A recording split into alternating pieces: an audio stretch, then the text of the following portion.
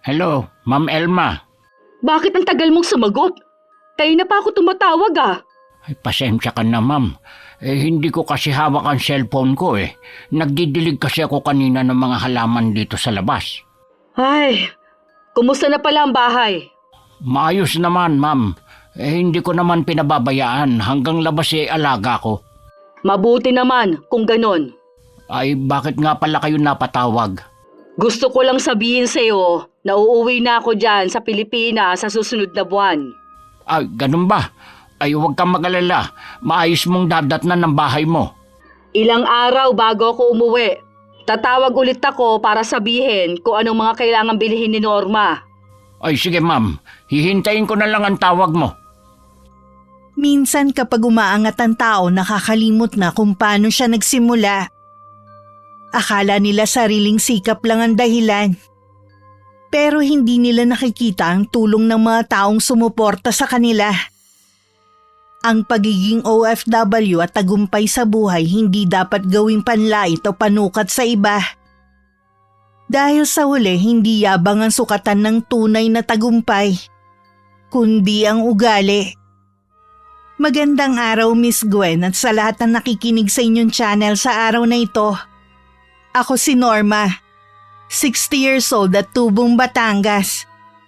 Matagal niyo na akong taga-subaybay at ngayon gusto ko rin magbahagi ng sarili kong karanasan sa inyong channel.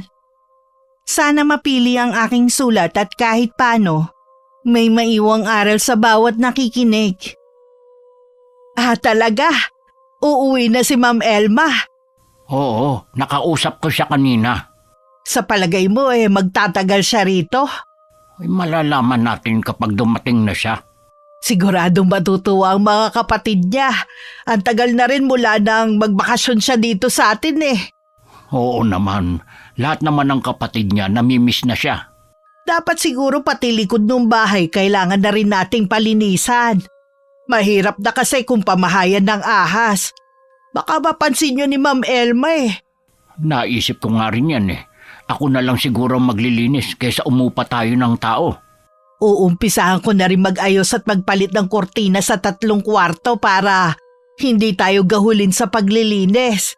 Hoy, sige. Ay, siya nga pala. Tumawag na ba si Alex? Nagchat-chat lang. Ang dami daw niya kasing ginagawa Tapos nag-part-time job pa para hindi na raw natin siya kailangan padalhan ng pera. Napakasipag talaga ng anak natin yun. Pero sana huwag niyang abusuhin ang katawan niya. Mahirap na kasi kung magkakasakit siya. Wala pa naman siyang kasama sa inuupahan niya. Yun na nga ang sabi ko Ang gusto ba naman ipunin na lang daw natin yung sahod natin. Alam naman daw niya kasi na hindi kalakihan ang sahod natin bilang caretaker. Napakabait talaga. Lagi na lang tayong iniisip niya. Sabihin mo sa kanya kapag tumawag, huwag niya kamo tayong alalahanin. Ang importante, makapagtapos siya ng pag-aaral. Ayoko na magaya siya sa atin na ganito lang ang trabaho. Para naman hindi mo kilala ang anak natin. Lagi tayo ang iniisip nun. Sa bagay nga. Sana madalaw natin siya sa susunod na mga araw sa Maynila. Namimiss na nga daw niya ang mga dinadala nating gulay sa kanya Doon daw kasi maliban sa mahal na, hindi na ganun kasariwa. May mga bunga na rin yung mga tanim kong gulay. Madadalhan na natin siya kapag dumalaw tayo sa kanya. May 5 taon na kaming caretaker ni Ray sa isang bahay na pag-aari ng isang OFW sa Dubai na si Ma'am Elma. Sa pagkakatanda ko, mahigit 2 dekada na siyang nasa ibang bansa. Wala rin siyang sariling pamilya. Tanging mga kapatid lang na nakatira sa malapit ang masasabi niyang pamilya.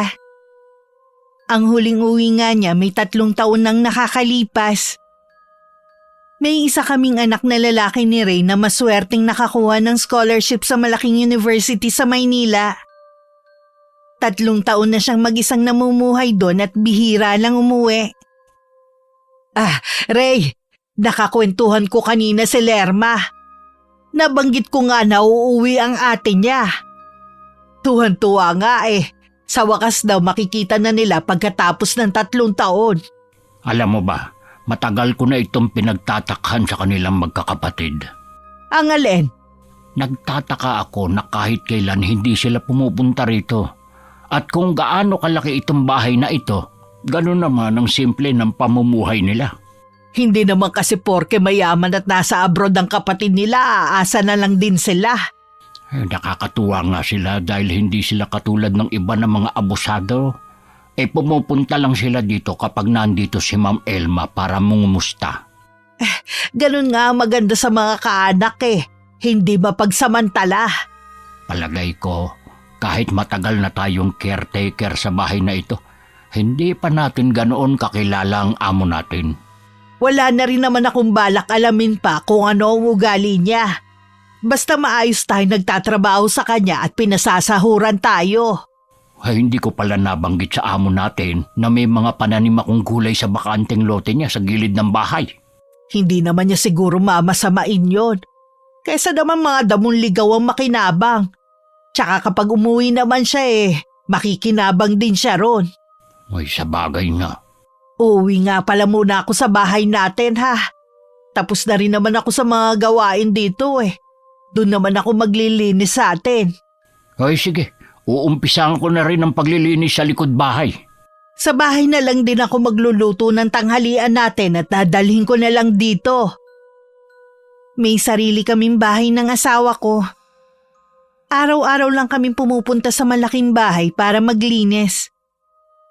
Si Ray minsan doon natutulog sa gabi para magbantay laban sa mga masasamang loob na pwedeng magtangkang pumasok. Iniiwasan din namin na pamahayan ng mga elemento ang bahay dahil walang nakatira. May kapatid si Ma'am Elma na umuupa malapit sa amin. Minsan nakakausap ko ito at napag-usapan namin kung bakit hindi sila tumitira sa malaking bahay.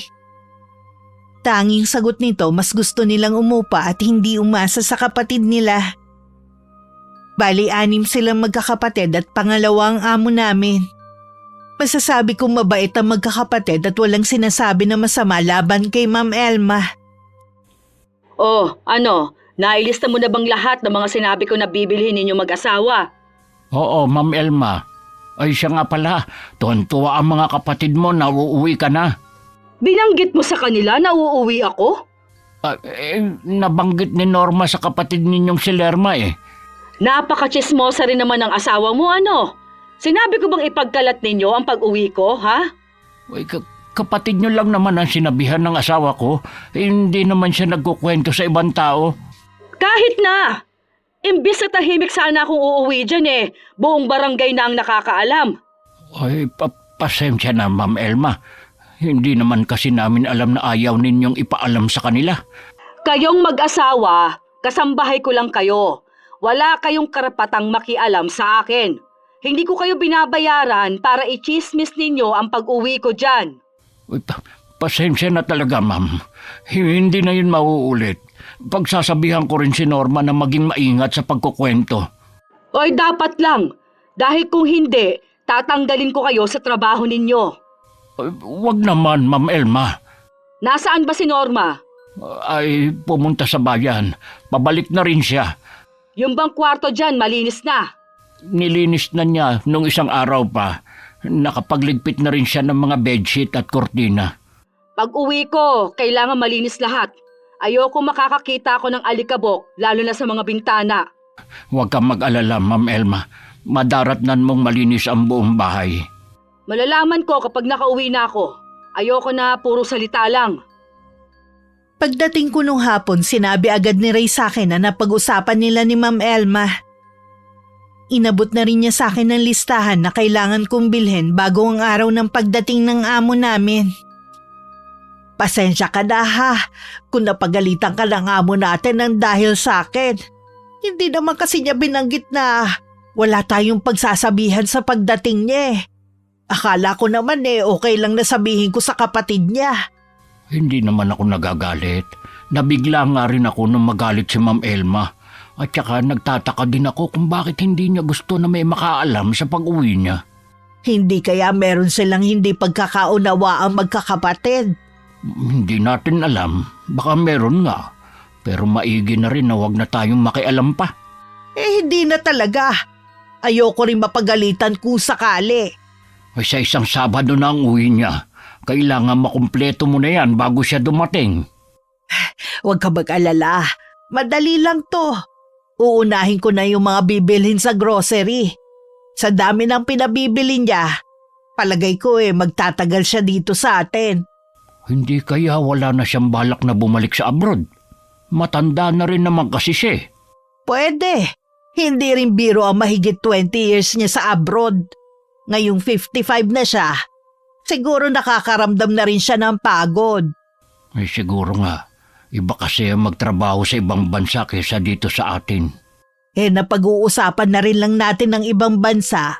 Alam mo bang nabanggit ni Alex na balak din niyang mag-abroad? Talaga? Wala namang masama sa balak niya. Noon pa, mataas na ang pangarap ng anak natin. Wala naman akong balak tutulan ng plano niya eh. Hindi ko lang maiwasan na malungkot at mag-alala. Ay, naiintindihan naman kita dahil nag-iisa nating anak si Alex. Magtiwala lang tayo sa mga plano niya. May tiwala naman ako lalo na lagi niyang sinasabi na tayong iniisip niya. Mabuti nga kasama tayo lagi sa mga plano niya eh. Bihira na sa mga kabataan ng ganyang mag-isip. Madalas, sarili na lang nila ang iniisip. Oo nga. Ikukwento ko rin yung nangyari kay Maring Sel. Nakausap ko kasi siya kahapon eh. Naglabas siya ng sama ng loob dahil sa mga post ng anak niya na paninira laban sa kanya. Hindi ako makapaniwala na magagawa yun ng anak niya. Hindi man lang inisip ang mga sakripisyo ng kanyang ina. Iba na talaga ang mga kabataan ngayon. Kahit yata nagabayan ng tama, iba pa rin ang utak na meron sila. Lagi kong dasal sa Diyos hindi lang niya gabayan ng anak natin. Na sana hindi siya magbago. Lalo na iba't ibang taong nakakasalamuha niya. Huwag sana siya maimpluwensyahan ng masama. Magtiwala ka lang. Pinakikinggan niya ang mga dasal natin. Ilang araw bago ang pagdating ni Ma'am Elma, mas lalo pa kami naging abalang mag-asawa. Binisita ko ulit ang 3 kwarto para masigurong maayos yun na madadatnan ng amo namin. Lahat din ng eskaparate inayos ko ang mga nakalagay. Nang masigurong ayos na ang lahat, tsaka lang ako nakahinga na maluwag.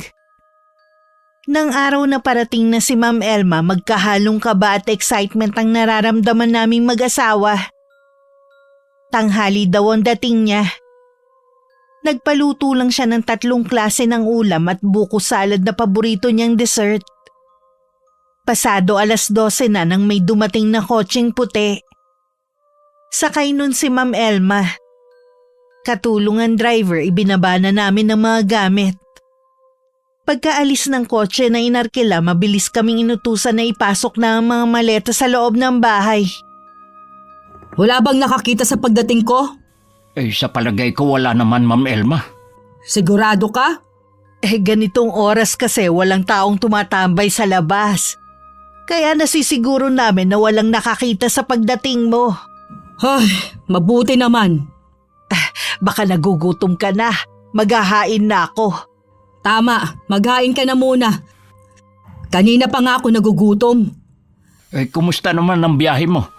Nakakapagod pa rin kahit nakaupo lang sa eroplano. Tsaka iba ang pagod ko sa mahabang pagtatrabaho sa ibang bansa. Ay, Ma'am Elma, pwedeng magtanong. Ano yon? Magtatagal ka ba rito?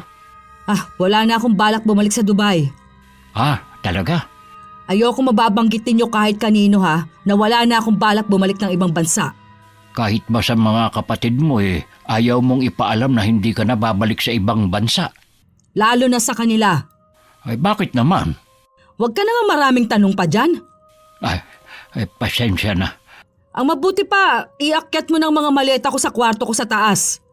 Oo, sige. Ingatan mo mga yan. Habang kumakain si Ma'am Elma, tahimik naman ako sa isang tabi. Naghihintay kung meron pa siyang iuutos. Si Ray, pagkatapos maiakyat ang mga maleta sa taas, lumabas muna siya ng bahay. Mukha naman nasarapan ng amo ko sa mga putahe na ipinaluto niya. Hindi ko maiwasang hawakan ng tiyan ko. Kanina pa kasi ako nagugutom. Hindi pa rin kami kumakain ni Ray dahil ang dami naming inunang gawin. Masarap ka pala magluto, ha? Bata pa lang kasi ko, tumutulong na ako sa tiyahing kung may karinderya. Doon ko natutunan ang tamang pagtitimpla ng ulam.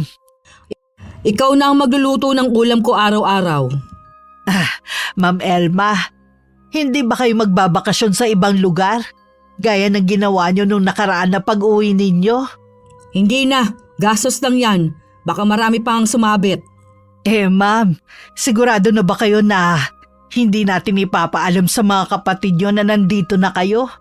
Nung makausap ko ang isa mong kapatid tuwang-tuwa siyang malaman na pauwi na kayo. Hindi. Huwag kayo makulit na mag-asawa. Sa susunod nga, Norma, ha? Huwag mo kong pangungunahan. Palalampasin kong ginawa mo pero sa susunod, hindi na.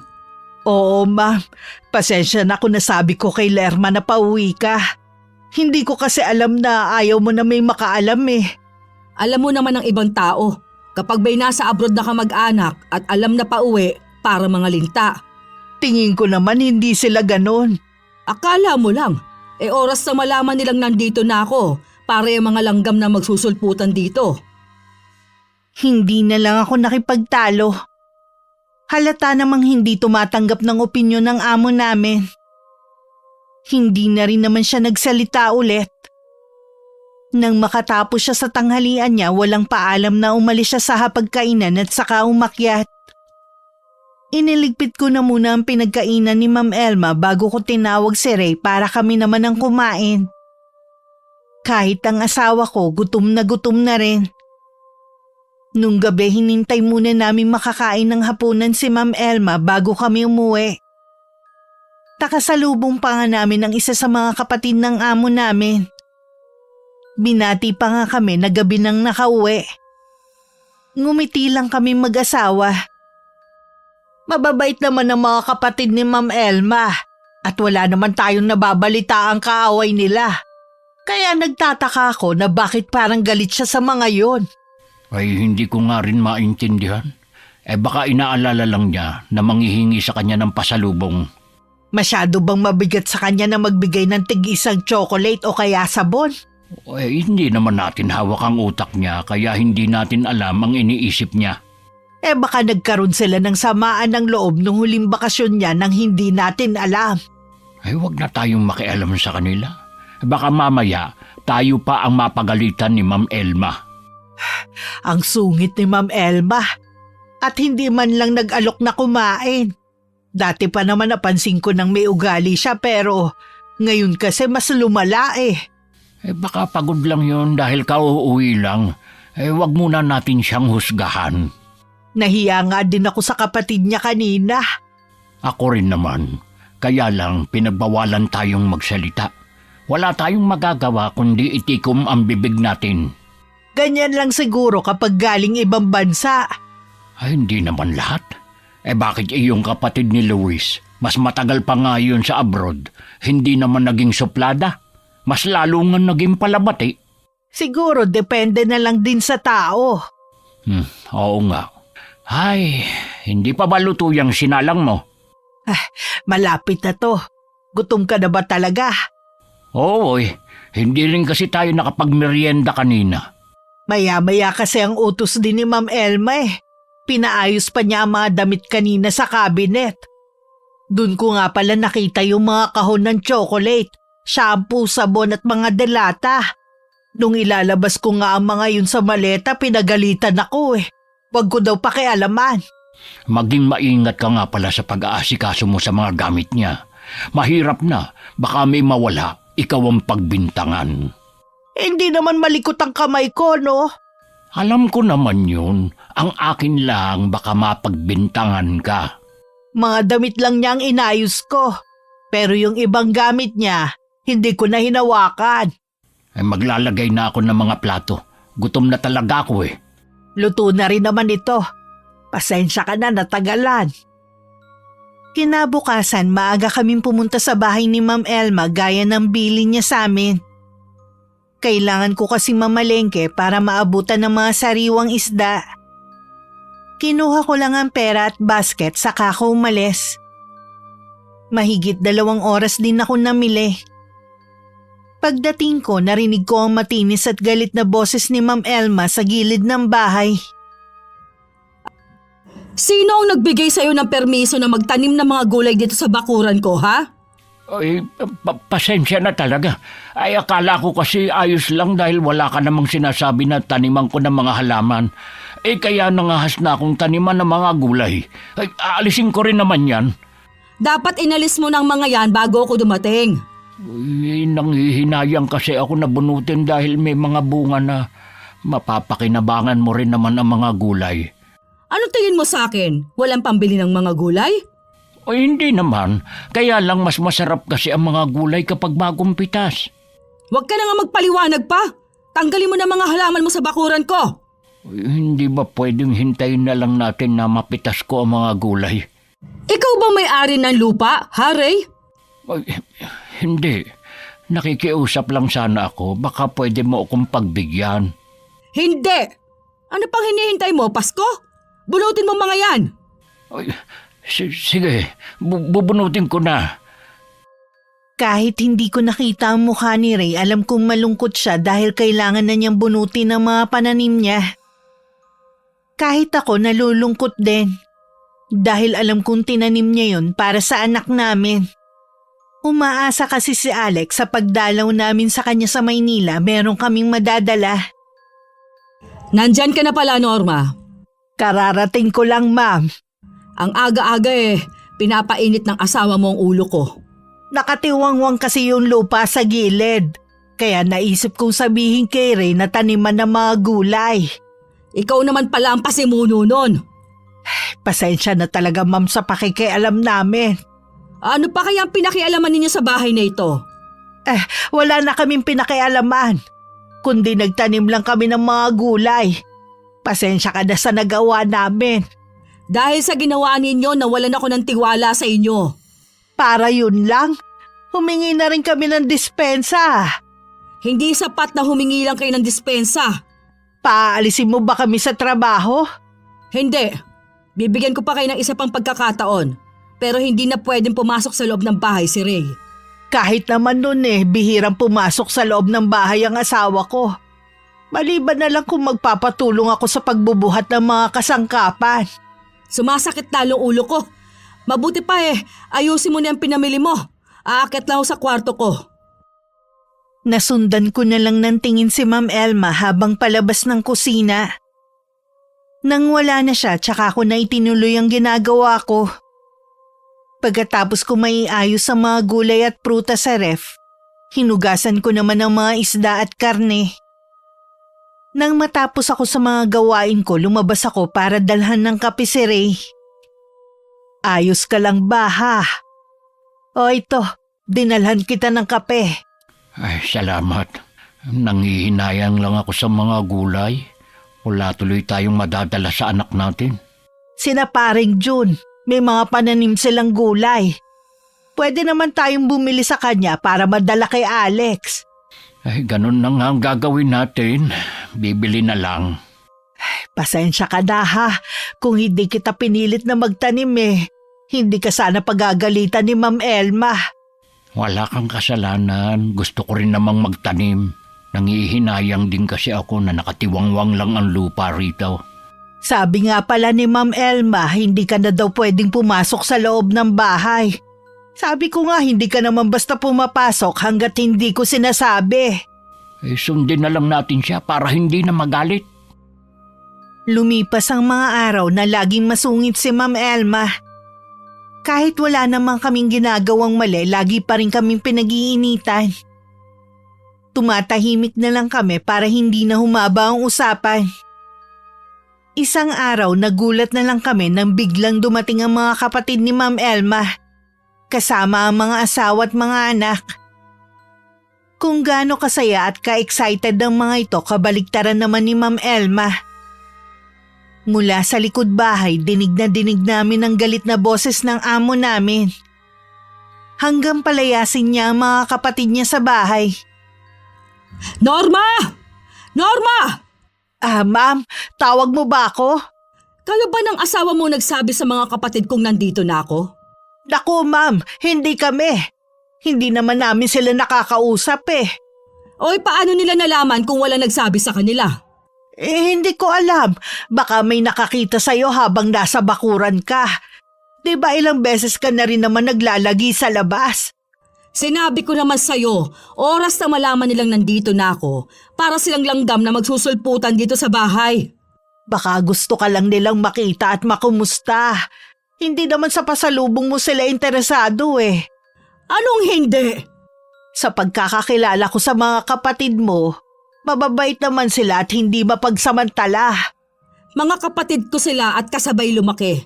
Kaya mas higit ko silang kilala kesa sa'yo. Huwag ka nga magmarunong dyan. Sinabi ko lang naman kung ano ang nakikita namin sa mga kapatid mo eh. Kung sino man ang taong nagsabi sa mga kapatid kong dumating na ako, mamatay na sana siya. Ma'am, hindi naman tama na gustuhin mong may mamatay. Kapag nagtagal naman kasi malalaman din ng mga taga rito na dumating ka na. Hindi mo kailangan magalit. Mula ngayon ha, lagi ninyong isasara ang gate at wag nang magpapapasok ng kung sino nang walang pahintulot ko. Oo, ma'am. Akala ko pa naman makakapagpahinga ako. Bumalik na lang ulit sa taas si Ma'am Elma. Nagbilin pa na huwag siyang istorbohin. Napapailing na lang ako sa amo namin. Hindi ko kasi maintindihan kung bakit kailangan niyang pagtabuyan ng mga kapatid. Para akong nahiya sa ginawa niya. Ilang oras lang ang nakakalipas, dumating naman ang tiyahin ni Ma'am Elma. Pilit nitong gustong kausapin ng pamangkin pero sinabi ko na lang na masama ang pakiramdam. Nagbilin na lang na babalik sa ibang araw. Nung hapon umalis si Ma'am, nagsabi ito na ilang araw mawawala. Kaya maaga kaming nakauwi ng araw na yon. Naging bisita rin namin sa bahay ang kapatid ni Ma'am Elma. Pasensya ka na ha. Yung kasi ang bilin ng kapatid mo eh. Kaya wala kaming nagawa kundi ang manahimik. Naiintindihan ko naman kayo mag-asawa eh. Alam kong sumusunod lang kayo sa utos ni Elma. Hindi rin kasi namin alam kung anong dahilan niya. Bakit ayaw niyang humarap sa inyo? Siguro, iniisip niya na hihingi kami ng pasalubong o kaya pera sa kanya. Gusto lang naman namin siya makita. Hindi man lang niya kayo na-miss.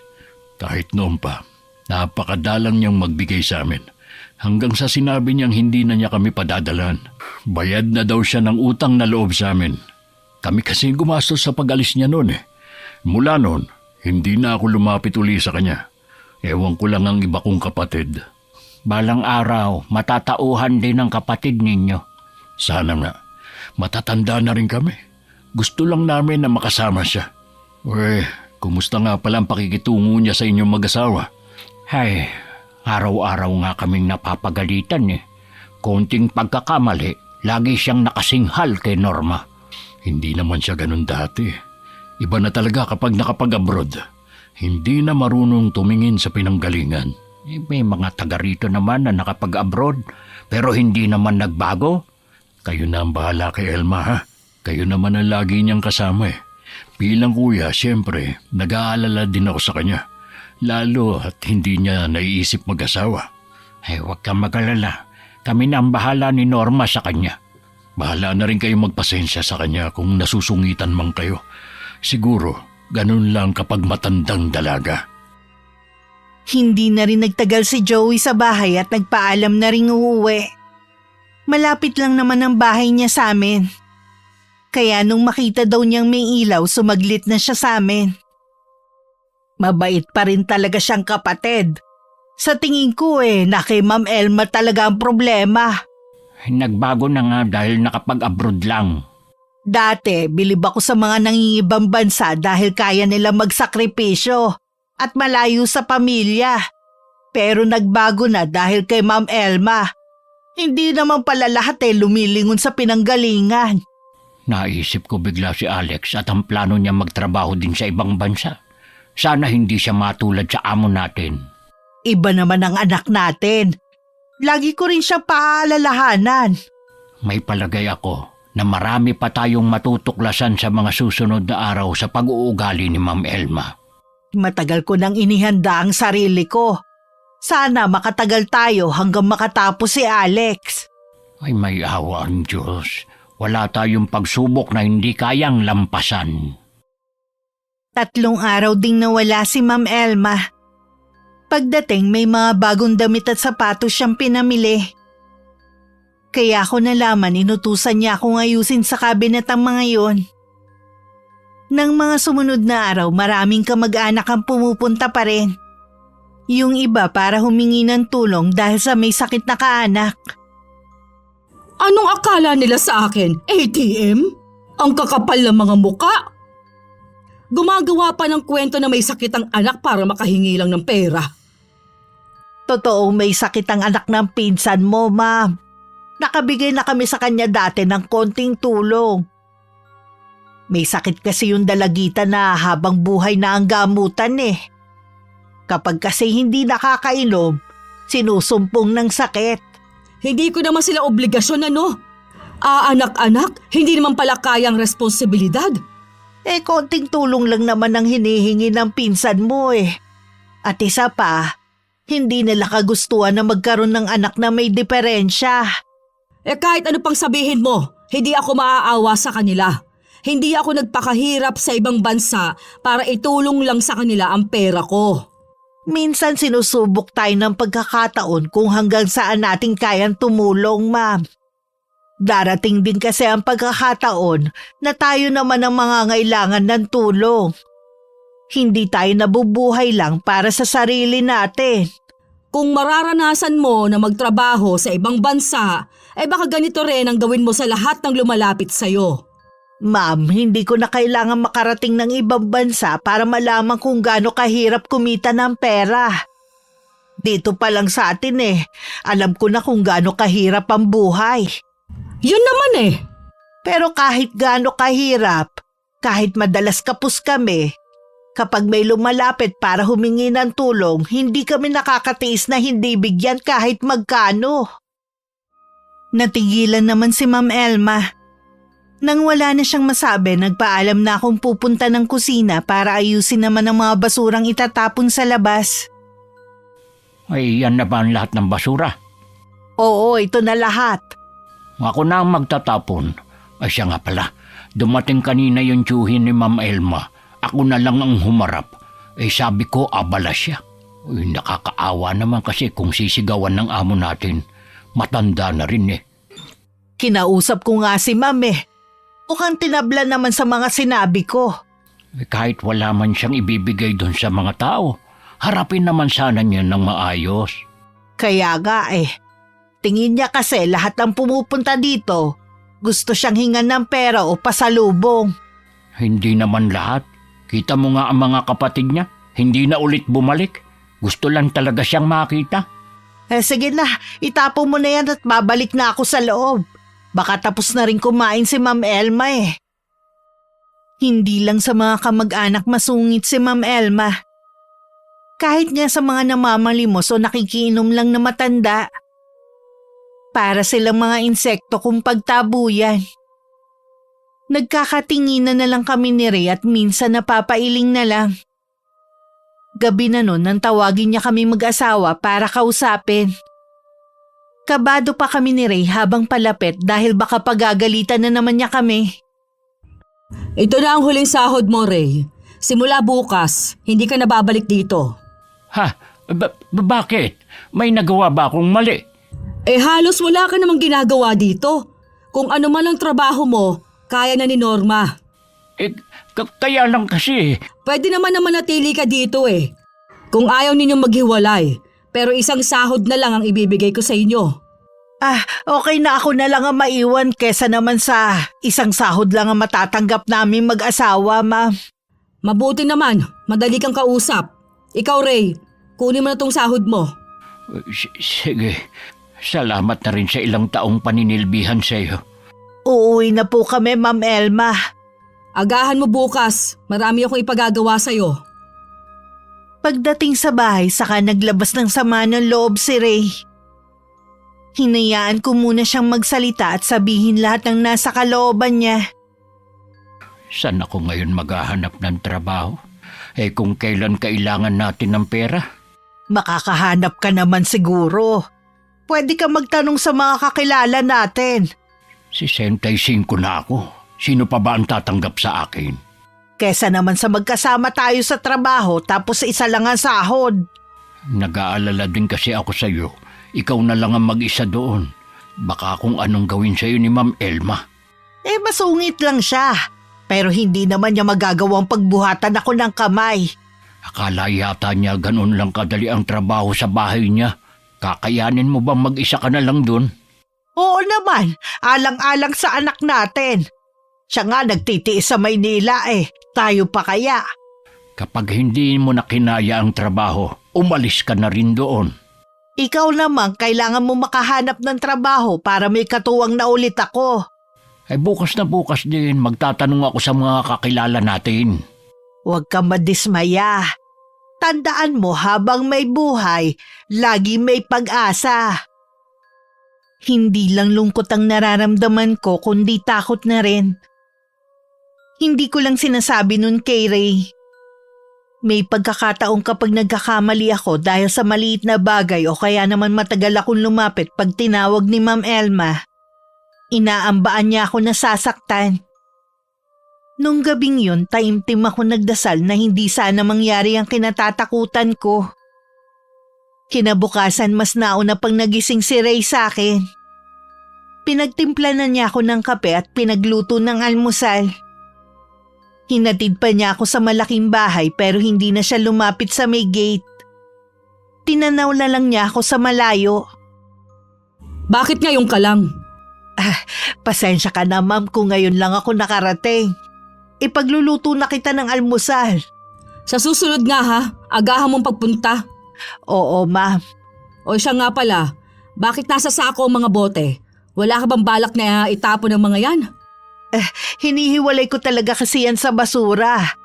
Pwede kasing ibenta ang mga yan. Ibinibigay ko yan sa isang matandang babae. Alisin mo mga yan dyan. Doon sa labas mo ilagay. Sige ma'am, doon ko ilalagay mamaya. Ipagtimpla mo nga muna ako ng kape bago mo ituloy ang pagluluto mo. Kanina pa humahapdi ang sikmura ako. Sige ma'am. O siya nga pala. Tapos na bang mag-aral ang nag-iisa ninyong anak? 1 taon na lang gagraduate na si Alex. Sa Maynila siya nag-aaral. Sigurado ba kayo na nag-aaral ang anak ninyo? Baka niloloko lang kayo para padalhan ninyo ng pera. Nakapunta na ba kayo sa university na pinapasukan niya? Hindi pa. Sa tinutuluyan lang niyang boarding house. Parang imposible naman na doon pa siya nakapasok Meron namang eskwelahan dito na malapit. Nakapasa kasi siya sa scholarship kaya doon siya nakapasok Allowance at upa na lang niya ang iniintindi namin ng ama niya. Hindi ako naniniwala. Bakit? Gaano ba katalino ang anak ninyo para makapasa sa scholarship? Namamana kasi ang talino At kayong mag-asawa, tingin ko, wala kayo nun. Matalino ang asawa ko, ma'am. Hindi lang siya nakapagtapos ng pag-aaral dahil sa kakapusan ng pera. Sa kanya nagmana ang anak namin. Hindi pa rin ako naniniwalang kaya ninyo magpaaral. Dahil ba mahirap lang kami? Sa'yo na rin ang galing yan. Maliit lang naman ang sahod ninyo sa akin. Kahit pa sabihin ninyong scholar ang anak ninyo, sa taas ang bilihin sa Maynila, malabo yung sinasabi mo. Balang araw mapapatunayan ko rin na totoong sinasabi ko. Nagkibit-balikat na lang si Ma'am Elma. Inilapag ko na rin ang tasa ng kape sa harapan niya. Saka ko binalikan ng ginagawa ko. Bago magtanghalian, dumating naman si Joey. May dala siyang imbitasyon para sa kaarawan ng bunso niyang anak. Sinabi niya na nakiray na ang imbitasyon namin. Oh, para saan ang imbitasyon na to? Sa birthday ng anak ko si Michelle. 18 na siya kaya pinaghandaan namin. Wala akong pang-ambag sa cake, lechon o ibibigay na mamahaling regalo ha? Hindi naman yun ang ipinunta ko Gusto ko lang na imbitahan ka. Ganun na rin yun. Kunwari, imbitahan mo ko. Pagkatapos hihingan ninyo ko. Wala akong hihingin na kahit na ano sa'yo. Ang gusto ko, nandun ka sa mahalagang okasyon ng anak ko. Hindi ako pupunta. Ayoko ng mga ganyang mga okasyon. Dahil ba hindi ka nasanay sa mga simpleng handaan? Napansin ko kahit sa pananamit, nagbago ka na. Lagi kang nakapustura kahit nandito ka lang sa bahay. Hindi na ikaw ang dating kapatid namin. O tama ka kuya, nagbago na ako. Hindi na ako sanay sa mga simpleng okasyon. Magbibigay na lang ako ng perang pangregalo sa anak mo. Itago mo na lang yan. Hindi ko kailangan ng pera mo. Tumatanggi ka ba sa grasya? Eh hindi naman to sa'yo, kundi sa anak mo. Siguradong matutuwa na ito si Michelle. Hindi ko pinalaki ang anak ko sa material na bagay. Ayoko kasing pera magiging basehan nila para maging masaya. Kung ayaw mo ng perang ibinibigay ko, ikaw ang bahala. Sana maisip mo na mas mahalaga pa rin ang pamilya kesa sa perang meron ka ngayon. Bakit ba palagi ninyong sinisilip ang pera ko, ha? Huwag mong sabihin naiinggit kayo sa narating ko. Hindi kami naiinggit. Masaya pa nga kami para sa iyo eh. Ang gusto lang namin, matuto kang lumingon kung saan ka nang galing. Matuto ka sanang maging mapagkumbaba. Ay kung wala ka nang sasabihin at ayaw mo namang tanggapin ang perang ibinibigay ko, umalis ka na. Hindi ko maiwasang maawa kay Joey. Hinatid ko pa siya hanggang sa may gate. Ikaw na ang bahalang magpasensya sa kapatid mo. Gusto lang sana namin siyang makasama. Sa linggo pa naman ang birthday ni Michelle eh. Malay mo magbago pa ang isip ni Ma'am Elma. Sa tingin ko hindi na magbabago ang isip ni Elma. Nabanggit nga pala ni Ray na tinanggal na siya ng kapatid ko. Kaya mo ba ang trabaho ditong mag-isa? Kakayanin ko para sa anak namin. 1 taon na lang matatapos na siya. Ngayon pa lang binabati ko na kayo ni Ray. Salamat. Malapit na rin magbunga ang mga sakripisyo naming 3. O paano? Aalis na ako. Aasahan ko kayo sa linggo ni Ray, ha? Nang makaalis si Joey, bumalik na ako sa loob ng bahay. Sa maghapon na yun, hindi naman ako napagalitan ni Ma'am Elma. Mukhang okay naman ang mood niya. Kaya kinausap ko siya tungkol sa birthday ng pamangkin niya. Ma'am, hindi naman sa nakikialam ako ha. Bakit hindi ka pupunta sa birthday ng pamangkin mo? Naalala ko, may lakad din ako sa araw na yon. Ganun ba? At isa pa, sigurado naman kung sino-sinong imbitado ni Kuya Joey. Mga taga rito lang naman ang iniimbita niya eh. Ilang beses na rin kami nakakapunta sa mga okasyon nila. Yun na nga mga taga rito lang naman ang iniimbita niya. Ibig sabihin ayaw mo silang makahalubilo? Ganun na nga. O karapatan ko naman siguro mamili kung sinong pakikisamahan ko, di ba? Oo nga, ma'am. Kaya lang kasi kapatid mo naman yung nag-iimbita eh. Bakit ba napilit kang pumunta ko kina Kuya Joey, ha? Naaawa lang kasi ko sa kanya. Alam kong gusto ka lang niyang makasama. Ay, ikaw Norma, magtapat ka nga. May gusto ka ba sa kapatid ko, ha? Nakita kita na ang tagal mong nakipag-usap sa kanya kanina. Wag mo naman sanang bigyan ng mali siya ang pakikipag-usap ko sa kapatid mo. Matagal na namin siya kaibigan ni Ray. Mula nang tumira kami sa lugar na ito. Kung ayaw mong paghinalaan kita, manahimik ka na lang. Huwag ka makialam sa akin. Hindi na. Pasensya ka na. Dahil gusto ko lang magmagandang loob, mukhang ako pa ang napasama. Mula nun hindi ko na binanggit ang tungkol sa birthday ng anak ni Joey. Ilang araw pagkatapos ng pag-uusap naming yun ni Ma'am Elma kung sino-sino na ang pumupunta sa bahay niya. Mukhang hindi sila basta-basta kung pagbabasihan ng mga ayos. Naisip ko ganung mga tao pala ang gustong kasama ni Ma'am Elma. Katulad niyang may sinasabi na sa buhay at mga sosyal. Dahil sa palagi din siyang may bisita, madalas akong gabihin na sa pag-uwi. Paglabas ko nga ng gate, nandun na si Ray, sinusundo ako. Lagi ka na lang ginagabi ng uwi. Pasensya na, may mga bisita na naman kasi si Ma'am Elma eh. Taga saan ba ang mga yon?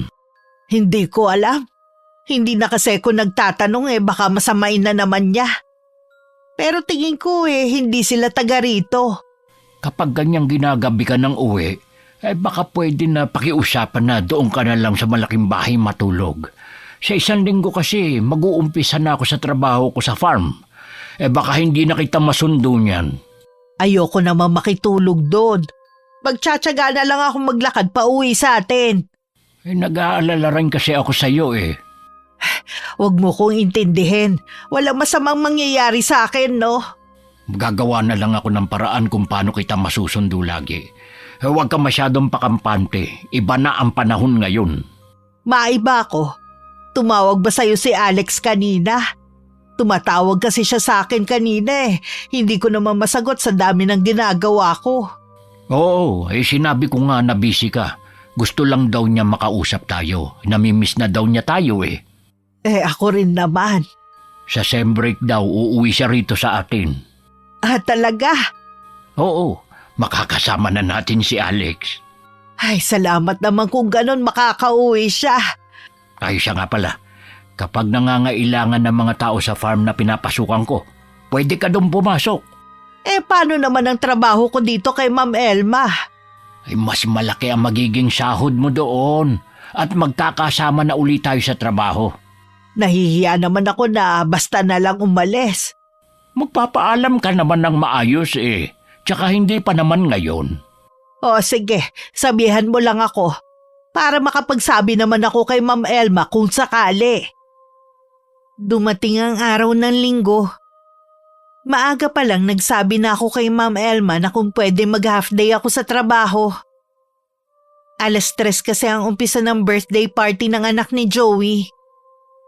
Hindi pa rin kasi kami nakakabili ni Ray ng regalo. Balak muna namin sumaglit sa bayan. Pumayag naman ang amo ko. Mas nauna pa nga siyang umalis dahil may lakad din siya ng araw na yon. Halos buong barangay yata ang nakisaya sa birthday ng anak ni Joey. Marami rin pagkain at may mga palaro para sa mga bata at matatanda. Kitang-kita sa mukha ng mga bisita na nag-enjoy sila. Kahit puyat na nagdaang gabi, maaga pa rin akong pumunta sa bahay ni Ma'am Elma. Pagdating ko, gising na siya. Kahit hindi niya inuutos, pinagtimpla ko na siya ng kape. Anong oras natapos ang party kahapon? Pasado 10:00 na rin. Mukhang pinaghandaan talaga ni Kuya Joey ah. Oo, nag-iisang babae lang kasi at debo pa. Imbis na ipunin na lang ang pera, sa luho pa talaga dinala. Nun lang naman naghanda ng bongga ang kuya mo eh. Simple lang naman ang buhay nila. Hindi masasabi na maluho. Alam nga naman maghanda sila ng bongga kung mahirap lang sila. Ay, kaya ka ba umiiwas sa mga kapatid mo dahil sa estado nila sa buhay?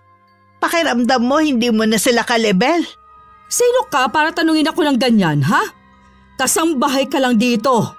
Hindi ko naman nakakalimutan kung ano ako rito. Mabuti pa, umpisa mo ng trabaho mo para hindi sayang ang pagpapasahod ko sa'yo. Tahimik ko na lang sinunod si Ma'am Elma. Inuna ko muna ang pagluluto saka ko sinunod ang paglilinis ng bahay. Habang nagpupunas nga ako ng bintana, narinig ko ang galit na boses ni Ma'am Elma na tinatawag ako. Itinigil ko muna ang ginagawa ko. Anong ginawa mo sa damit ko? Bakit may puti ito? Hindi ko alam kung ano ang nangyari dyan. Wala naman akong ginagamit kundi sabon lang. Mamumuti ba ito kung hindi palpak ang paglalaba mo, ha? Ang tanda mo na, hindi mo pa alam kung paano maglaba. Hindi ko talaga alam kung paano yan nagkaroon ng puti. Hindi naman ako gumagamit ng bleach. Alam ko naman kasi walang mancha ang mga damit nyo. Ayaw mo pa talagang umamin, ha? Ano? Aray, Ma'am Elma! Ang buhok ko! Huwag niyo hilahin! Ikaw, Tama sa na! susunod, ingatan mo ang mga damit ko. Pinili ko pa yan nung nagtatrabaho ako sa Dubai. Palibasa na kayo, kasi Ma'am ikaw. Elma. Mga damit na Tama sinusuot na po. mo, puro lang sa palengke binili. Siguro naman magtatanda ka na. Sa susunod ha, hindi lang yan ang aabutin mo. Imbis na humingi ka ng tawad, nangangatwiran ka Hindi ko pa. kasi alam kung paano nagkaroon ng puti yan eh. Kasi nga, tama ka. Tumanda ka na lang nga sa pangangatulong eh. Huwag na kayo magalit. Mag-iingat na ako sa susunod. Oras na pumalpak ka na naman sa trabaho. Hindi ka lang masasaktan sa akin. Ibabawas ko pa sa bawat sweldo mo ang katangahan mo. Kahit naninikip ang dibdib ko sa sama ng loob, pinahid ko lang ang luhan tumutulo sa pisngi ko. At inayos ang sarili tsaka ko itinuloy ang ginagawa. Gumanda lang ang araw ko nang dumating si Aling Mariana. Yung matanda na laging nagkakalkal ng basura para makakuha ng mga kalakal na pwedeng pangbenta. Nang minsang makita ko siyang ginagawa yon, sinabihan ko siyang ihiwalay ko na lang ang mga plastik na bote para hindi na niya kailangan magkalkal. Ayon pa sa kwento niya, sila na lang ng apo niya ang magkasama sa buhay. Kaya lahat ginagawa niya para makaraos sa araw-araw. Tuwang-tuwa naman ang matandang babae dahil marami ako naibigay sa kanya ng araw na yon. Sino yung matandang pulubing kausap mo? Siya yung tinutukoy ko na kumukuha ng mga plastik na bote at iba pang pwedeng ibenta. Mukhang mabaho ang matandang yon. Wag na wag mo ngang palalapitin dito sa may gate. Hanggang loob na aamoy ko siya. Mukha lang siya madungis dahil sa pagkakalkal ng basura. Pero hindi naman siya mabaho. Palibasa kasi pareho kayo ng pinanggalingan. Kaya hindi mo siya maamoy. Galing ka rin naman sa pagiging mahirap pa. Naranasan mo rin naman kung paano magkaroon ng amoy dahil ultimo pambili ng sabon at kolon, wala ka. Sana naman wag mo masyadong taasan ang tingin mo sa sarili. Kaya ka lang naman nakarating ng ibang bansa dahil sa mga kapatid mo na tumulong sa'yo. Matagal na akong bayad sa kanila. Alam nila yon. Kahit kailan hindi mo matutumbasan ang ginawa nilang tulong sa'yo. Sana maisip mo rin ang mga mali mong ginagawa. Baka dumating ang araw ang iniingatan mong yaman biglang mawala. Mas lalo pa naging mainitin ang ulo ni Ma'am Elma. Kahit nga may bisita siya, pinapagalitan niya ako sa harapan nila sa konting pagkakamali ko. Mabuti pa ang mga yun, pinagtatanggol ako. Kapag wala na sila, tsaka niya ulit ibubuhos ang galit niya sa akin. Kapag marami na talagang pera ang isang tao, nakakalimutan na nitong magpakatao. Minsan pag uwi ko, napansin ni Ray ang pasako sa braso. Wala kasi kung sinasabi sa kanya na kahit ano. Baka nabangga lang kung saan na hindi ko namamalayan. Sa susunod, mag-iingat ka na. Oo, minsan kasi nagmamadali ako Ay siya nga pala, may maganda akong balita sa'yo. Naghahanap ng bagong tauhan sa farm. Nirekomenda nga kita kay Sir Maki Pwede ka na magsimula kahit anong oras. Talaga?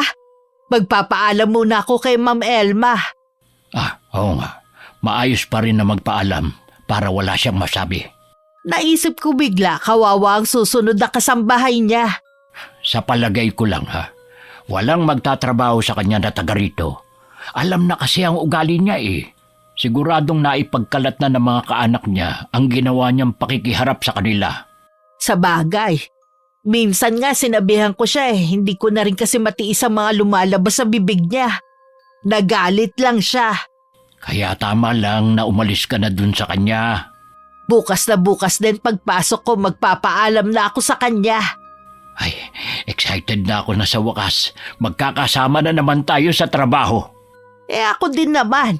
Nasanay na kasi ko na lagi kang kasama sa lahat ng oras Meron man akong kabang nararamdaman sa pagsasabi kay Ma'am Elma, may saya naman sa puso ko. Na sa wakas makakaalis na rin ako sa bahay na yon. Wala namang problema sa trabaho dahil sanay naman ako sa mabibigat na gawain. Pero hindi ang mga masasakit na salitang ibinabato niya sa akin.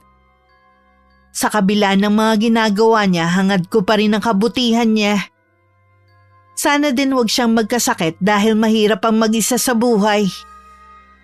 Alam ko natatakot siya na magpapasok sa bahay niya ng mga kamag-anak sa pangamba na maubos lang ang perang pinaghirapan niya. Pero sana maisip niya na hindi sa lahat ng pagkakataon mahalaga ang pera. Habang kumakain si Ma'am Elma, saka ko sinabi ang pag-alis ko. Kita naman sa mukha niya ang pagkagulat sa biglang pamamaalam ko. Ano ang dahilan bakit ka aalis? Tumatanggap kasi ng trabahador sa farm na pinapasukan ni Ray. pumayag na ang amo niya na magtrabaho ako doon. May trabaho ka na dito. Bakit kailangan mo pang lumipat? Gusto ko rin kasing kasama ang asawa ko. At malaki rin ang sahod. Kailangan namin yon dahil may pinapaaral kaming anak. Baka akala mo madali ang trabaho sa farm. Mas mahirap pa sa mga gawaing bahay. Sanay naman ako sa mabibigat na trabaho mula pa nung bata ako Kung kailang maraming gawain dito, tsaka ka naman nagpapaalam. Lagi naman may gawain dito sa bahay mo. Ayaw mo kasi na wala akong ginagawa. Gusto mo sulitin ang bawat sentimo na binabayad mo. Natural, mahirap kumita ng pera.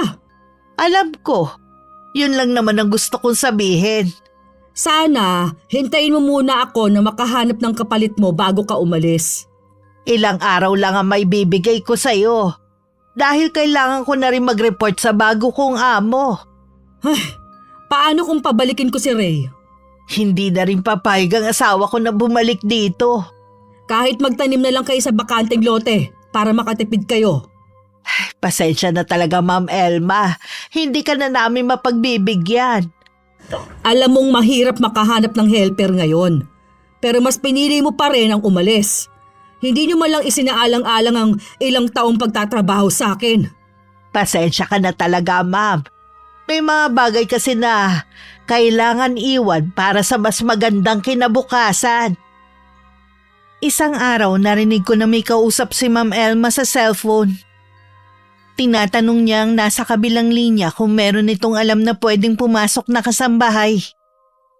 Hindi niya alam na naririnig ko siya dahil nasa malapit lang ako. Wala. Yung iba kaya nating kaibigan. Bakit naman wala silang tiwala na magrekomenda ka sa akin? Grabe naman sila mag-isip na baka maltratuhin ko. Kaya ako lang naman napapagalitan si Norma dahil tatanga-tanga. Kita niyo naman, di ba? Puro palpak ang ginagawang trabaho. Yun pala ang dahilan kung bakit ayaw na nila pumunta dito. Sige, hindi na kayo welcome dito sa bahay ko kahit kailan. Nang silipin ko si Ma'am Elma, hindi maipinta ang mukha niya sa inis na nararamdaman. Nakakuyom din pareho ang kamay niya habang nanginginig. Dahan-dahan na lang akong umalis sa kinaroroonan ko. Baka makita pa niya ako. Hindi ko naman sinasadyang makinig. Nandun na ako bago pa siya dumating. Pag-uwi ko sa bahay, nadatnan ko si Joey. Mukhang may plano silang uminom ng asawa ko dahil may dala siyang lambanog. Umalis lang daw sandali si Ray para bumili ng pulutan. Oh, maaga kaya ata nakauwi ngayon. Oo nga, maaga ko kasing natapos sa mga gawain ko Nabanggit ni Ray sa farm ka na rin daw magtatrabaho? Oo, nagpaalam na nga ako kay Ma'am Elma kanina Humingi lang siya ng ilang araw para makahanap siya ng kapalit ko. Sa tingin ko, walang papasok sa kanya bilang kasambahay sa mga taga rito. Wala talaga. Kahit nga mga kaibigan niya ayaw magrekomenda sa kanya. Ayaw na nga rin pumunta sa bahay niya Masyado kasing silang ba ng kapatid ko ang pera niya. Nakalimutan niya na kahit anong yaman niya, hindi naman niya yun madadala sa hukay. Nakalimutan niya lahat ng tinatamasa niya galing sa Panginoon. Kung hindi siya binigyan ng pagkakataon na makapagtrabaho sa abroad, hindi niya matatamasa ang marangyang buhay na meron siya. Oh, Norma, maaga ka ngayon Walang bisita si Ma'am Elma Bumili lang ako ng pulutan at ulam na rin. Magsaing ka na lang. Sige, maiwan ko muna kayo ha. Alam mo, kahit hindi nagsasalita ang asawa ko, alam ko na hindi maganda ang ginagawa ng kapatid mo sa kanya. Ako na ang humihingi ng dispensa sa ginagawa niya. Aminado naman ako na malaki na ang pinagbago niya simula nung mag-abroad. Kaya nga kinausap ko na ang amo ko para makasama ko na sa farm si Norma. Hindi naman talaga hiring sa amin. Nakiusap lang ako, buti pumayag si Sir Maki. Mabait talaga si Maki. Magiging maayos na ang lagay niyo dun sa farm niya. Ay, mabuti pa. Umpisahan na natin ang pagtagay habang maaga pa. O sige, niyaya ko rin si paring Jed. Sabi susunod na lang. Oh, ayan na pala Pinapayagan ko naman si Ray na uminom dahil paminsan-minsan lang naman. Mababait naman ang mga kainuman niya at tahimik lang sila. Dahil alam kong mamaya pa sila matatapos, nauna na akong kumain at nagpahinga. Kinabukasan, tinatamad akong bumangon. Pero kailangan kong pumunta sa malaking bahay. Tuluyan na kasi akong nawalan ng gana magtrabaho kay Ma'am Elma pagkatapos kong marinig ang mga sinabi niya sa kausap. Tanghali na rin akong pumunta. Sa gate pa lang nakaabang na siya. Bakit ngayon ka lang? Parang ikaw ang amo ah. Pasensya na, Ma'am Elma. Puro na lang pasensya. Paulit-ulit mo rin naman ginagawa ang mga kapalpakan mo. Kaya nga aalis na lang ako para hindi mo na makita ang mga mali kong nagagawa. Nagmamalaki ka ngayon dahil may trabaho na naghihintay sa'yo. Baka gusto mong kausapin ko magiging amo mo ano? Ikaw ang bahala kung yan ang gusto mo. Kahit siraan mo pa ako sa kanya at hindi na niya ako tanggapin sa farm niya, aalis pa rin ako sa bahay na ito. Pumasok ka na nga sa loob at umpisa mo na maglinis. Sumunod naman ako at naglakad na papasok ng bahay. Nalingunan ko pa si Ma'am Elma na lumabas ng gate. Alam kong pupunta siya sa farm. Nagkibit balikat na lang ako. Kahit mawalan pa ako ng kita, hindi ko iindahin. Naisip ko na minsan mas mahalaga pa rin ang dignidad kesa sa perang kikitain. Pagkatapos kong maglinis, inayos ko naman ang mga basura. Ang iba na ilabas ko na kagabi. At ilalabas ko na rin ang iba kasama ng mga kalakal na ibibigay ko kay Aling Mariana mamaya. Habang nag-aayos nga ako, nakarinig ako ng kumusyon sa labas. Parang boses ni Ma'am Elma. Ipapahuli kita sa pulis! Magnanakaw ka! Hindi ako magnanakaw! Basura lang ang tinitingnan ko! Huwag mo nga ako mahawakan! Nakakadiri ka! Amoy basura ang kamay mo! Ma'am Elma, wala namang masamang ginagawa si Aling Mariana. Kilala ko siya, hindi siya magnanakaw. Isa ka pa eh! Pinagtatanggol mo pa ang kauri mo! Huling-huli na nga siya sa pagsilip sa gate ko, itatanggi pa! Ako lang ang sinisilip niya. Hindi kasi ko agad nakalabas. Baka magkasabot kayong dalawa na pagdakawan ako. Ma'am Elma, kilala ng mga tao rito si Aling Mariana na mabait at walang ginagawang masama. Kahit makarating pa tayo sa barangay. Ikaw na matanda ka? Huwag na huwag ka nang makakalapit-lapit dito sa gate ko ha? Doon ka sa bundok ng basura mga lakal, huwag dito! Baka magdala ka pa ng kung anong sakit eh. Sobra ka naman, ma'am. Hindi ka na naawa sa matanda. Darating ang panahon, tatanda ka rin. Oo, tatanda ako, pero hindi ako magiging pulube na katulad niya. Kaya mabuti pa, paalisin mo na siya at huwag nang pabalikin dito. Masyadong matalas ang dila mo at bawat salitang lumalabas sa bibig mo, may kasamang lason. Buong buhay mo hindi ka pa natuturuan ng leksyon. Hayaan mong ako ang magbigay nun sa'yo. Ano ba yung sinasabi mong matanda ka ha? Norma, paalisin mo na siya. Kung hindi malilintikan ka sa akin. Oo, ma'am. Bilisan mo! Sumunod ka na rin kaagad sa akin at marami ka pang gagawin. Naging masama siya dahil lang nakapag-abroad siya. Ang layo ng ugali niya sa mga kapatid na may kababaang loob. Ako na humihingi ng tawad sa mga ginawa niya. Aling Mariana, wag na rin kayong babalik dito ha. Aalis na rin kasi ako eh. Wala nang magbibigay sa inyo ng kalakal. Tama lang na umalis ka. Mas may magandang naghihintay sa'yo sa labas ng bahay na ito. At ang amo mo, magbabayad siya sa mga ginawa niya. Ipaubayan na lang natin sa Diyos ang ginawa niya. Ito na nga pala ang mga naipon kong kalakal. Mag-iingat kayo sa pangangalakal niyo ha. Salamat iha. Patnubayan ka ng buong pamilya mo ng Panginoon. Ako na rin ang naglagay ng 2 garbage bag na pinaglalagyan ng mga kalakal sa kariton nito. Ngumiti pa sa akin na matandang babae bago umalis. Pagpasok ko sa bahay, sinalubong na agad ako ni Ma'am Elma ng malakas na sampal. Napahawak na lang ako sa pisngi ko. Bakit ang tagal mo? Sinabi ko sa'yo sumunod ka kagad. Tinutulungan ko pa kasi si Aling Mariana na mailagay sa karito ng mga kalakal. Inuna mo ba talaga ang basurang yon kesa sumunod sa utos ko? Maaring basura lang yun sa'yo. Pero sa matandang yun, kayamanan ng maituturing. Dahil doon niya kinukuha ang pang-araw-araw nilang gastusin na maglola. Wala akong pakialam. Wala ka naman palang pakialam eh.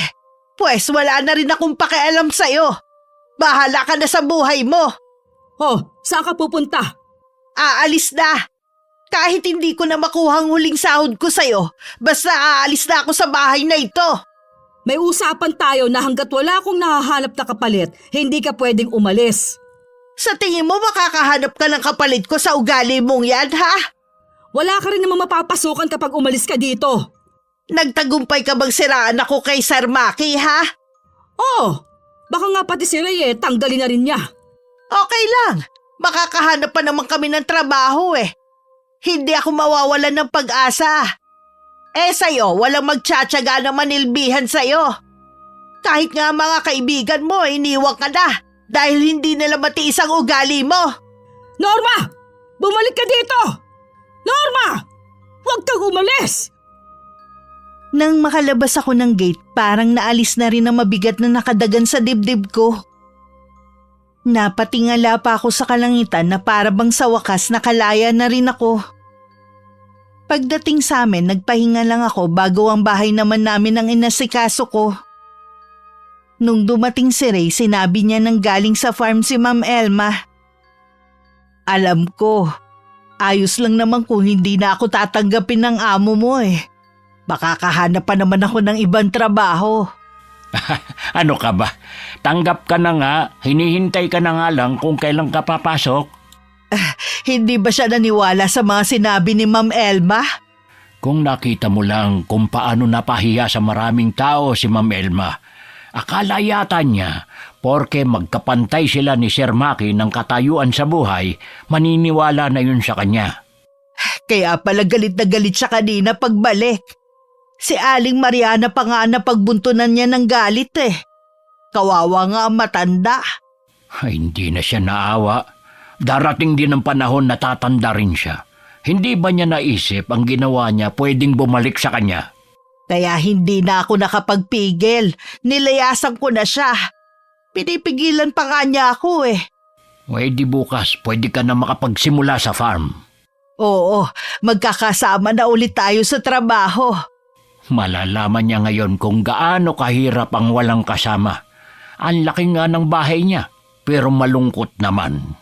Si Aling Mariana ba wala ba talaga siyang kamag-anak kundi apo niya? Yun ang alam ko. Wala namang kasing taga rito nagkukwento tungkol sa matandang yon. Bakit mo naman naitanong?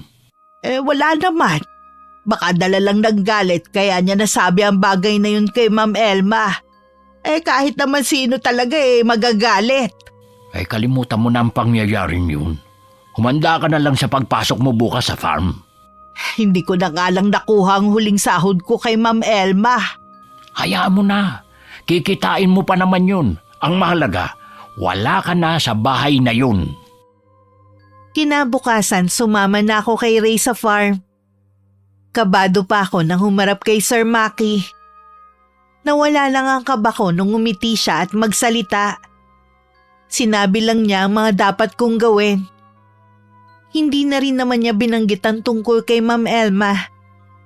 Nang araw na yon, nagsimula na ako sa trabaho. Hindi ko kasama si Ray kundi mga kapwa ko babae na galing pa sa iba't ibang barangay. Halos lahat sila kaidaran ko kaya naging palagay agad ang loob ko sa kanila. Kumpara sa mga kalalakihan, mas magaan ang trabaho namin sa farm. Hindi lang pala mga halaman ang inaalagaan doon kundi may mga hayop din. Kumpara sa gawaing bahay, mas madali ang trabaho ko ngayon. At nag-i-enjoy pa ako sa ginagawa ko. Dahil abala na kami sa trabaho, wala na kaming naging balita kay Ma'am Elma. Kuya Joey, Elma? Ako nga. Pwede bang pumasok? Medyo nangangalay na kasi ako eh. Sige, tumuloy ka muna. Bakit ganyan ang itsura mo? Ang ibig ko sabihin may sakit ka ba? Hindi ko alam eh. Nagpatingin na kasi ako sa doktor. Niresetahan lang ako ng mga gamot.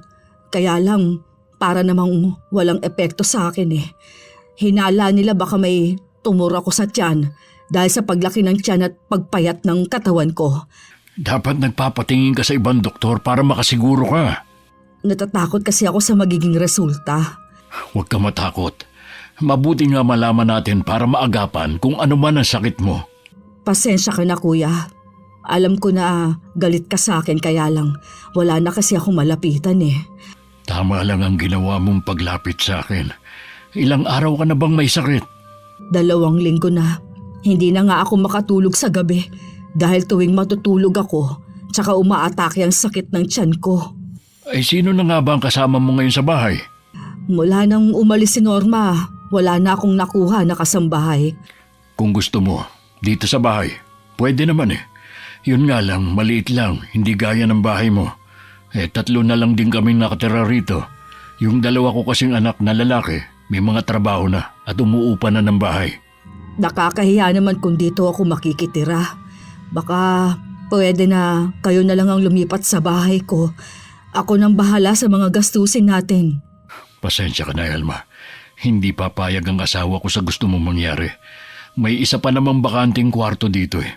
Maliit lang, pero pwede ka na doon. Hindi na kasi ako sanay sa ganitong buhay eh.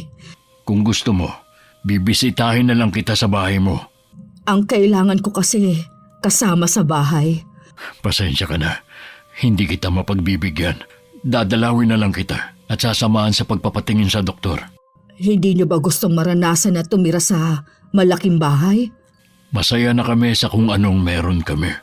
Sabi ko nga sa'yo dati, hindi sanay ang mga anak ko sa marangyang buhay. Walang nagawa si Ma'am Elma kundi umuwi. Sinamahan naman siya ng kapatid sa pagpapacheck up. 2 doktor ang pinuntahan nila, pareho lang ang sinasabi ng mga ito. Hindi matukoy ang sakit ni Ma'am. Habang tumatagal, palala ng palala ang kondisyon ng kapatid. Sa kabila ng pakiusap ni Ma'am Elma sa kuya na samahan siya sa bahay niya, hindi pa rin ito nagpaunlak. Hanggang sa magdesisyon na iuwi na lang ni Joey ang kapatid sa bahay. Subukan lang natin na ipatingin ka sa albularyo. Baka makakuha tayo ng mas malinaw na sagot sa kung anong sakit mo. Saan ka naman maghahanap ng albularyo? May kakilala ako na marunong manggamot. Siya din ang nanggamot noon sa anak kong bunso nang mapaglaruan ng hindi nating kauri. Posible kayang kinukulam ako? Baka kasi may taong lihim na nagagalit sa iyo, kaya ka pinakulam. Sino ang kakilala mong manggagamot? Kilala mo siya, si Ray. Si Ray? Hindi naman siya mukhang manggagamot ha. Baka lalo lang lumala ang sakit ko. Malaki ang tiwala ko kay Ray. Ilang beses ko nang napatunayan ang kakayahan niya sa panggagamot. Kailangan mo lang magtiwala sa kanya. Hindi niya ako gagamutin dahil may sama siya ng loob sa akin. Hindi siya namimili ng gagamutin. Kaya niyang isang tabi muna ang naging samaan ninyo ng loob. Bahala ka. Babayaran ko na lang siya kapag napagaling niya ako. Hindi nagpapabayad si Ray sa mga ginagamot niya. Kaya pala, mahirap pa rin sila. Dahil libre siyang nanggagamot. Sana naman baguhin mo na yung pag-uugali mong yan. Matuto kang bumaba sa pedestal na ginawa mo sa sarili. Ang sama ba ng tingin ninyo sa akin? Ano sa tingin mo? Bakit hindi dumadalaw ang mga kapatid natin kahit alam nilang may sakit ka? Kung ayaw nila akong dalawin, wala naman ako magagawa. Huwag mo kasing isipin na pera lang ang habol namin sa'yo. Sumasakit na naman ang tiyan ko. Parang may mga tumutusok na mga karayom. Umaalon nito na parang may gustong kumawala sa loob ng tiyan mo. Tulungan mo ko, kuya. Hindi ko na kaya. Pupuntahan ko ngayon si Ray. Ipagbibiling ko na lang sa asawa ko na tignan-tignan ka. Araw yun ng linggo at wala kaming pasok ni Ray sa farm. Naisip kong magluto ng sopas ng araw na yun para meron kaming pagsaluhan. Mula nang magtrabaho kami sa farm, naging magaan na ang buhay namin. Kasalukuyan kaming masayang nag-uusap ng sunod-sunod na katukan na rinig namin. Si Joey ang napagbuksan ko. Bakas pa sa kanyang mukha ang pag-aalala. Pasensya na kung naabala ko kayo. Kailangan ko kasi ng tulong mo, Ray. May nangyari ba sa isa sa pamilya mo?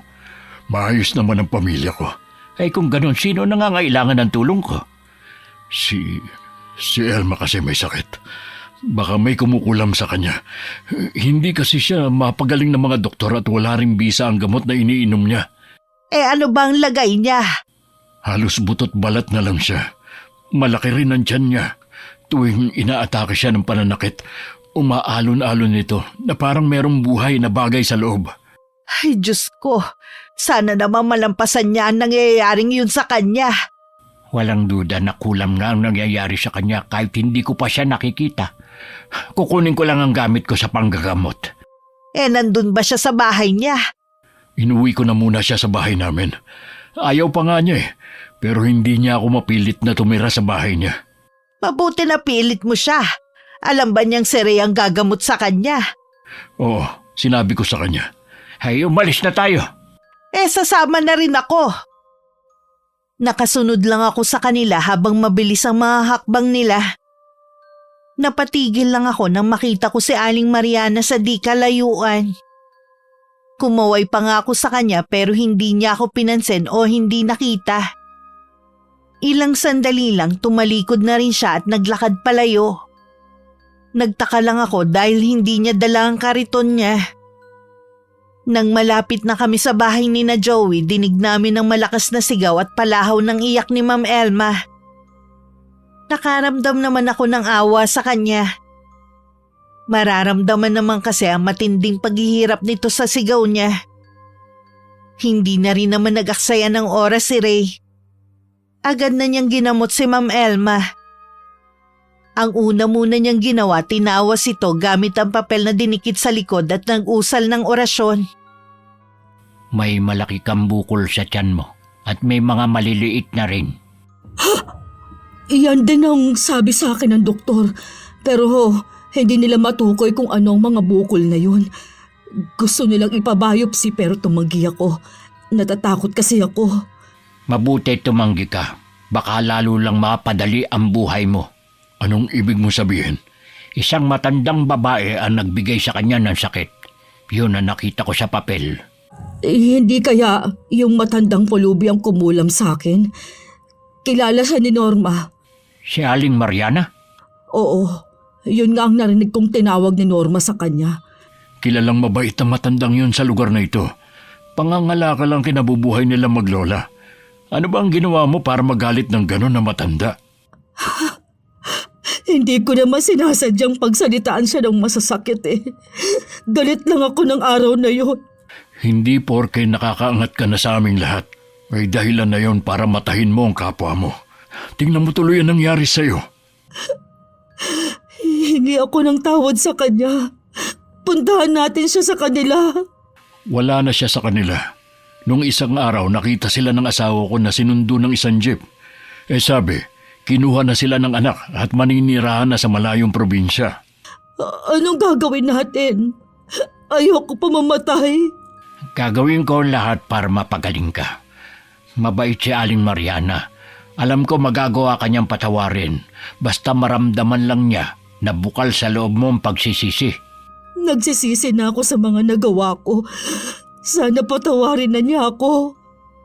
Bigyan pa niya ako ng pagkakataong ipakita na kaya ko magbago. Sana marinig ka ni Aling Mariana at mapatawad ka niya. Dahil bukas ang pintuan ng kwarto, narinig ko lahat ng pinag-uusapan nila. Napasulyap pa ako sa labas ng bintana. Kung nung isang araw pa wala si Aling Mariana, sino ang nakita ko kanina?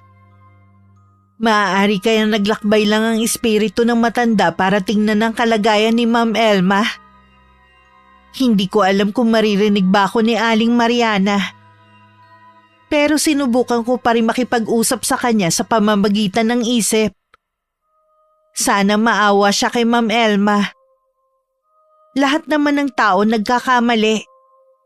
Bigyan niya sana ito ng pagkakataon na makapagbagong buhay. Lumiliit na ang tiyan ni Elma. Pinakinggan niya ang pakiusap ko. Mabait talaga si Aling Mariana. Salamat naman at nanaigang awa sa kanya. Kung nasaan man sana ngayon ang maglola, sana'y ingatan kayo lagi ng Panginoon. Kumusta ng pakiramdam mo? Nanghihina pa rin. Kanina, nakita ko ang mga magulang natin. Akala ko sinusundo na nila ako. Gusto lang din nila na ipabatid sa iyo mga mali mong nagawa. Patawarin ninyo ako, kuya. Natakot lang ako na maghirap ulit eh. Natakot ako na maubos ang pera ko. Kahit maubos pa ang pera mo, nandito lang kami at hindi ka namin pababayaan. Napatunayan ko naman na maaasahan kita kahit ilang beses kitang pinagtabuyan. Hindi kita kayang tiisin kahit ano pang masama ang ginawa mo. Pinainom din ng asawa ko ng herbal si Ma'am Elma. Ilang sandali pa nakatulog na ito ng mahimbing. Malaki ang binagsak ng katawan niya. Makakatulong sa kanyang herbal na iyon para manumbalik agad ang lakas niya. Ay, kung wala ka, baka kung ano na nangyari sa kapatid ko. Maraming salamat sa iyo. Wala yun. Sana maging maingat na siya sa mga bibitawan niyang salita sa ibang tao. Baka kasi hindi na siya mabigyan ng pangalawang pagkakataon katulad nito. Hindi lahat ng may kaalaman sa karunungang itim may kabutihan sa puso gaya ni Aling Mariana. Sa palagay ko, nagbago na ang kapatid ko. Hindi niya nauulitin ang ginawa niya. Naging malaking aral na sa kanya nangyari. Pero lagi ko pa rin siyang papaalalahanan. Ay paano? Uwi na muna kami ni Norma. Kung may problema, puntahan mo lang ako sa bahay. Tinapik pa ng asawa ko sa balikat si Joey. Muli siya nagpasalamat sa amin na mag-asawa bago kami umalis ng bahay nila. Pagdating sa amin, tsaka ko kinuwento kay Ray na nakita ko si Aling Mariana. Tama nga ako na naglalakbay ito para makita ang mga kaganapan kay Ma'am Elma. Pagkatapos ng 1 linggo, dinalaw kami ni Ma'am. Maaliwalas na ang mukha niya at simple lang ang pananamit niya ngayon. Para bang pati yun, binago na rin niya. Bago ang lahat, ito nga palang huling sahod mo sa akin, Norma. Binuo ko na yan ng 1 buwan. Sobra to. 2 linggo lang naman ang itinagal ko sa iyo eh. Hayaan mo na. Sa dami ng trabaho mo at mga nagawa kong mali sa'yo, kulang pa yan. Sabi mo nga, hindi nun matutumbasan ng pera. Salamat ha. Kasi ibinigay mo pa rin ang huling sahod ko. Gusto ko ring humingi ng tawad sa inyo. Patawarin ninyo ako sa lahat ng nagawa ko. Pinagsisisihan ko na yon. Kung galit pa rin kayo, naiintindihan ko naman. Pinatawad ka na namin. Kalimutan na natin ang nangyari.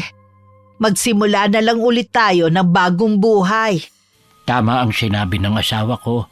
Kalimutan na natin ang nakaraan. Lalo tuloy ako nanliit sa harapan ninyo.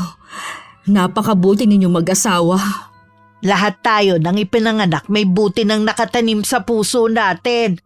Nasa atin na lang yun kung paano natin palalaguin. Kung naligaw ka man ng landas, may pagkakataon ka pa para ayusin ang buhay mo. Tama ka, Norma. Hindi na ulit ako magiging mapagmataas sa kapwa ko. Isipin na lang natin na ang masasamang pangyayari sa buhay natin ay hindi parusa, kundi para magising tayo sa masama nating nakagawian. Pagsubok na rin para malaman kung hanggang saan ang katatagan natin. Maraming salamat sa inyo. Tatandaan ko lahat ng pangaral na sinabi ninyo. Lagi nga palang bukas ang bahay namin para sa'yo. Kung kailangan mo ng tulong, nandito lang kami. Ganyan kasi ang magkakapit-bahay eh. Nagtutulungan at nagdadamayan. Bago umalis, yumakap pa sa akin si Ma'am Elma. Hindi man kami naging mabuting magkaibigan, hindi naman kami magkakailangan kapag nagkasalubong kami sa labas. Makalipas nga ang isang buwan na balitaan namin na ibinenta na ni Ma'am Elma ang malaking bahay niya. At pinaghati-hatian nilang magkakapatid ang perang pinagbentahan. Nagpatayo na lang siya ng maliit na bahay katabi ng kina Joey at naglagay ng tindahan. Minsan talaga kailangan muna nating makaranas ng paghihirap. Bago maisip na ang pagiging mapagmataas at matapobre walang maidudulot ng maganda sa sarili. Madalas dahilan pa ito ng hindi pagkakaunawaan at nagdadala pa ng kapahamakan. Sa kasalukuyan nakatapos na ng pag-aaral ang anak naming si Alex. Sa farm pa rin kami nagtatrabahong mag-asawa. Araw-araw nagpapasalamat kami sa Panginoon sa biyaya na ibinibigay niya sa aking pamilya. May maayos na bahay, trabaho at malusog na katawan. Wala na akong mahihiling pa. Hanggang dito na lang ang aking kwento, Miss Gwen. Sana may napulot na aral at nakapagbigay na rin ito ng inspirasyon sa lahat ng mga nakikinig sa araw na ito. Wakas.